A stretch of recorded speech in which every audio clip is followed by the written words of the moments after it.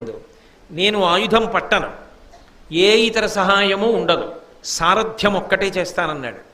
అటువంటి వాడు ఏ కారణం చేతనైనా సైంధవుడు దొరకకపోతే ఏమో అర్జునుడు ప్రతిజ్ఞ ఆపలేను, కానీ ఇక కురువీరులన్న వాళ్ళు మాత్రం మిగలడానికి వీల్లేదు. ఇక ఆఖరి క్షణంలో దునుమాడేస్తానంతే.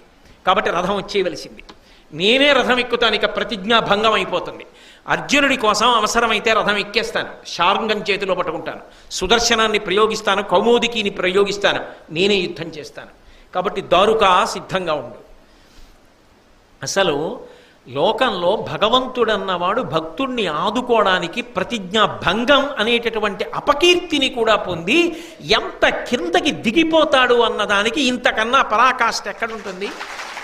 అందుకు కదూ భీష్మాచార్యుల వారు భాగవతంలో చెప్పుకుంటారు. మహానుభావుడు కుప్పించి ఎగసిన కుండలం బులకాంతి గగనభాగం బెల్ల కప్పికొనగా ఉరికిన నోర్వక నుదరంబులో నున్న జగముల వ్రేగున జగతి కదుల చక్రంబు చేబట్టి చనుదించురయమున పైనున్న పచ్చని పటముజార నమ్మి తినాలావు నగుబాటు చెయ్యకు మన్నింపుమని క్రీడి మరల తిగువ కరికి సింహంబు లంఘించు కరణి మెరసి నేడు భీష్ముని చంపుదు నిన్ను కాతు విడువు మర్జున ఎటంచు మద్ది శిఖవృష్టి తెరలి చనుదించు దేవుండు దిక్కు నాకు అని చెప్పాడు భీష్ముడు.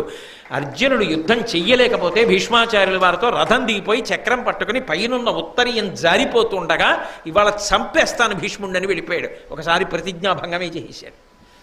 తనని నమ్ముకున్న వారి కోసం పరమాత్మ అలా సిద్ధంగా ఉంటాడు. అందుకే శుద్ధ సాధులందు సురలందు శృతులందు గోవులందు విప్ర కోటియందు ధర్మపదవియందు తవిలి నాయందు వాడెన్నడలుగునాడే హింస పొందు అంటాడు.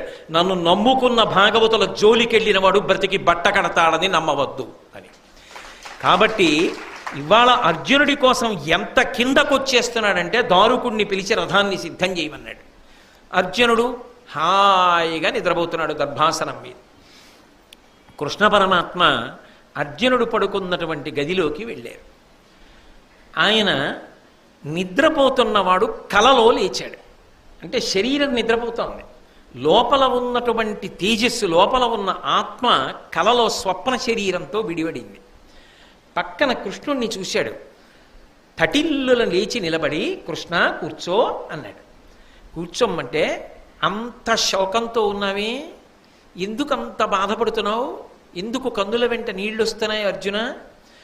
శోకంతో ఉన్నవాడికి ఆలోచన రాదు.